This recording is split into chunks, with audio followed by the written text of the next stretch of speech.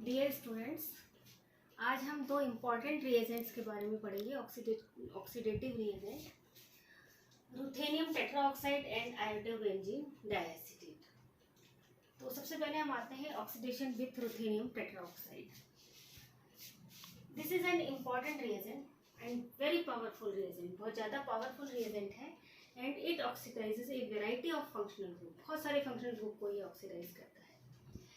The oxidation with ruthenium tetraoxide is carried out with carbon tetrachloride and CH3Cl. Carbon tetrachloride is an solvent. Ruthenium tetraoxide is a very costly reagent, बहुत ज़्यादा costly reagent है, इसीलिए इसका catalytic amount हम use में लेते हैं with sodium परआयोडेट। NaIO4 के साथ में इसका कैटालिटिक अमाउंट में मतलब बहुत थोड़ा अमाउंट हम काम में लेते हैं सोडियम परऑक्साइड। यहाँ पर जो सोडियम परऑक्साइड है उसका क्या वर्क है?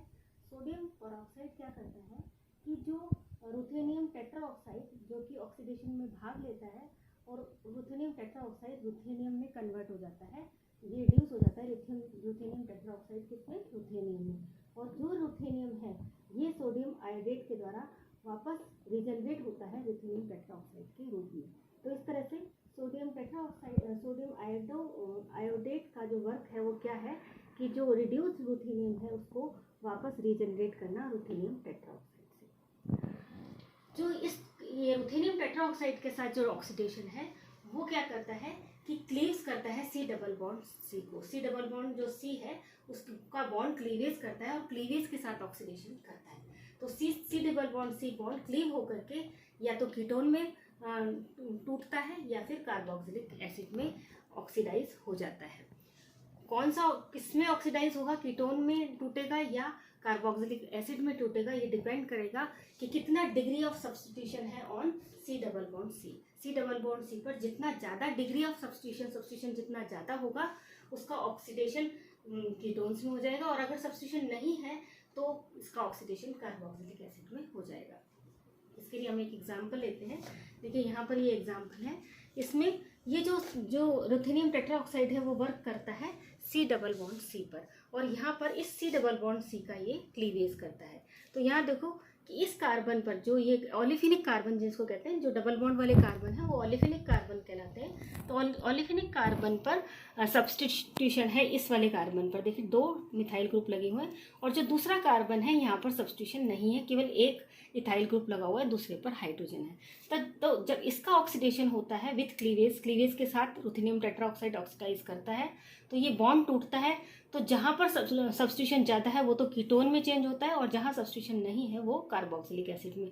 तो ये CH3 C double bond O, देखिए CH3 C double bond O में, और सेकेंड जो है CH3 और ये जो है यहाँ पर C डबल बॉन्ड OH यानी कार्बोक्सिलिक ग्रुप में ऑक्सीडाइज होता है। ये देखिए CH3 C double bond OH। तो इस तरह से आप देख रहे हैं कि ये एक अल्टरनेटिव मेथड है ओजोनोलाइसिस का। ओजोनोलाइसिस में भी क्या होता है कि ओजोन के साथ डबल बॉन्ड की रिएक्शन होती है, सबसे पहले एक ट्राइओजोनाइड बनता है और उसके बाद क्लीवेज होता है, और वहाँ पर भी इसी तरह क्लीवेज होता है कि जो C डबल बॉन्ड C है उसका क्लीवेज होकर के कीटोन या कार्बोक्सिलिक एसिड या एल्डिहाइड में वो टूटता है। ठीक इसी तरह रुथेनियम टेट्राऑक्साइड में भी ऑक्सीडेशन होता है। तो ये एक तरह का अल्टरनेटिव मेथड है of C double bond C का क्लीवेज के साथ ऑक्सीडेशन की रिएक्शन। एल्कोहल पर भी ये अच्छा वर्क करता है। रुथेनियम टेट्राऑक्साइड एल्कोहल को भी ऑक्सीडाइज कर सकता है। प्राइमरी एल्कोहल को ये कार्बोक्सिलिक एसिड में ऑक्सीडाइज करता है और सेकेंडरी एल्कोहल को ये कीटोन में ऑक्सीडाइज करता है। यदि कोई और ग्रुप प्रेजेंट है जैसे एस्टर या ईथर तो उन पर ये कोई इफेक्ट नहीं डालता। ईथर या एस्टर पर ये कोई इफेक्ट नहीं डालता। जैसे यहाँ पर हम एक एग्जाम्पल देख रहे हैं, यहाँ पर ये है एल्कोहल, सेकेंडरी एल्कोहल है, ये सेकेंडरी एल्कोहलिक ग्रुप प्रेजेंट है और साथ में एस्टर ग्रुप भी प्रेजेंट है। तो इस रिएजेंट की प्रेजेंस में इस ग्रुप पर कोई इफेक्ट नहीं पड़ेगा और ये जो सेकेंडरी एल्कोहल है वो कीटोन में ऑक्सीडाइज हो जाएगा। तो इस तरह से ये प्राइमरी और सेकेंडरी एल्कोहल को भी ऑक्सीडाइज करता है। तो ये था ऑक्सीडेशन विथ रुथेनियम टेट्राऑक्साइड। अब हम बात करते हैं दूसरे रिएजेंट की, जो है आयोडोबेंजीन डाइएसिटेट। ये जो दूसरा रिएजेंट हमारा ऑक्सीडाइजिंग रिएजेंट है दैट इज आयोडोबेंजीन डाइएसिटेट। इसका फॉर्मूला इस तरह से है। आयोडीन अपनी थ्री ऑक्सीडेशन स्टेट में है, एक तरफ फिनाइल ग्रुप है, दो एसिटाइल ग्रुप लगे हुए हैं। ये जो रिएजेंट है ये बहुत ही स्पेसिफिक रिएजेंट है और ये कीटोन को एसाइलोइन में ऑक्सीडाइज करता है। It is a specific reagent and it oxidizes only ketone in acyloin. Mainly ये जो ऑक्सीडेशन है आयोडोबेंजीन डाइएसिटेट, ये मेनली एराइल मिथाइल कीटोन को ऑक्सीडाइज करता है। Aryl methyl ketone means keto group के एक तरफ मिथाइल ग्रुप लगा हुआ हो और दूसरी तरफ एराइल या फिनाइल ग्रुप लगा हुआ, उसको ऑक्सीडाइज करता है किसमें, एसाइलोइन में।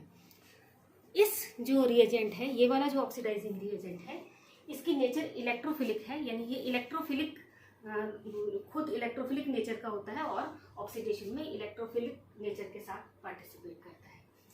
यहाँ पर हम एक एग्जांपल देख रहे हैं, ये देखिए, ये है फिनाइल मिथाइल कीटोन और यहाँ लिया है हमने iodobenzene diacetate in presence of methanol and sodium hydroxide, तो ये एसाइलोइन बनता है। यहाँ पर CO ग्रुप पर कोई इफेक्ट नहीं पड़ता, C डबल बॉन्ड पर O पर, और जो ये CH3 ग्रुप है ये CH2OH ग्रुप में ऑक्सीडाइज हो रहा है। मेन किस पर है, ये देखिए, ये CH3 ग्रुप है, ये CH2OH ग्रुप में ऑक्सीडाइज हो रहा है। तो यहाँ पर आप देख रहे हैं कि CO और CH2OH दोनों ग्रुप प्रेजेंट है, इसीलिए इसे हम कहते हैं एसाइलोइन। क्या है इसकी मैकेनिज्म, रिएक्शन किस तरह से होती है, वो हम यहाँ देखते हैं। ये है इसकी मैकेनिज्म। ये हमने लिया है aryl methyl ketone. Aryl methyl ketone सबसे पहले टोटोमराइज होता है अपनी इनो फॉर्म में। ये है कीटो फॉर्म, जिसमें कीटो ग्रुप होता है उसे हम कीटो फॉर्म कहते हैं, और जिसमें इनोल ग्रुप ये कहलाता है, ये इनोल ग्रुप है और ये है इसकी इनोल फॉर्म।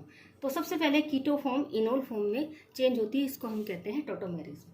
तो आप ये जानते हैं कैसे होती है, C डबल बॉन्ड वो अपने इलेक्ट्रॉन को अपने पास लेता है और यहाँ पे जो प्रेजेंट है हाइड्रोजन, ये बॉन्ड यहाँ शिफ्ट होता है और ये हाइड्रोजन इस ऑक्सीजन पर आता है। तो इस तरह से ये इनोल फॉर्म बनती है। अब ये जो इनोल फॉर्म है, ये रिएक्शन जो हो रही है वो बेसिक मीडियम यानी सोडियम हाइड्रोक्साइड की प्रेजेंस में हो रही है। तो यहाँ पर जो हाइड्रोक्साइड ग्रुप है ये फिर क्या करता है, इस प्रोटोन को एब्स्ट्रैक्ट करता है। ये हाइड्रोक्सी ग्रुप H को एब्स्ट्रैक्ट करके H2O के रूप में बाहर निकालता है और यहाँ O पर नेगेटिव चार्ज, H मतलब प्रोटॉन के रूप में OH निकाल लेगा और ये नेगेटिव चार्ज, यहाँ O पर नेगेटिव चार्ज क्रिएट हो जाएगा। अब ये जो नेगेटिव चार्ज है ये क्या करेगा, ये इस तरह से वापस अपना बॉन्ड बनाएगा और ये जो CH2 है उस पर इलेक्ट्रॉन आएंगे। यहाँ पर नेगेटिव चार्ज क्रिएट हो गया, ये नेगेटिव चार्ज का CH2 ग्रुप आयोडीन पर अटैक करेगा और आयोडीन में से एक एसिटाइल ग्रुप बाहर निकलेगा। ठीक है, तो ये इस तरह से आयोडीन CH2 से जुड़ जाएगा। यहाँ देखिए ArC और ये डबल बॉन्ड O हो गया, ये CH2 आ गया और आयोडीन CH2 से जुड़ गया। एक तरफ CH5 ग्रुप है आयोडीन के, दूसरी तरफ एक एसिटाइल ग्रुप बाहर निकल गया। अब जो रिएक्शन मीडियम में मिथेनॉल प्रेजेंट है, मिथेनॉलिक NaOH की प्रेजेंस में रिएक्शन होती है, तो जो मिथेनॉल प्रेजेंट है उस पर ऑक्सीजन पर लोन पेयर है।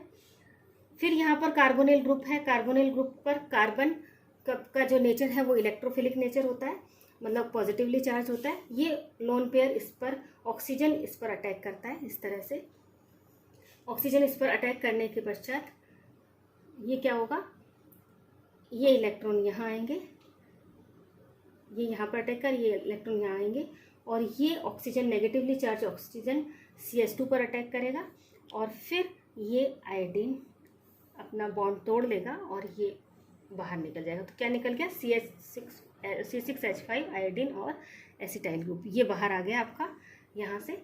और ये इस तरह से आप एक ट्राई मेंबर्ड रिंग बन गई, ArCOCH2OCH3। तो इस तरह से ये एक प्रोडक्ट बन गया। अब ये दूसरा मिथेनॉल है, वो फिर इस कार्बन पर अटैक करेगा और इस तरह से ये कार्बन पर अटैक होने के साथ ऑक्सीजन अपने इलेक्ट्रॉन वापस लेगा और ये जो हाइड्रोजन है, यहाँ का जो हाइड्रोजन है ये इस हाइट पर आ जाएगा। आप देखिए ArC, एक OCH3 तो ये पहले से ही है और दूसरा OCH3 यहाँ जुड़ गया और ये बॉन्ड वापस टूट गया क्योंकि ये एक ट्राई मेंबर्ड रिंग है जो कि अनस्टेबल होती है। तो इस तरह CH2OH ये आ गया।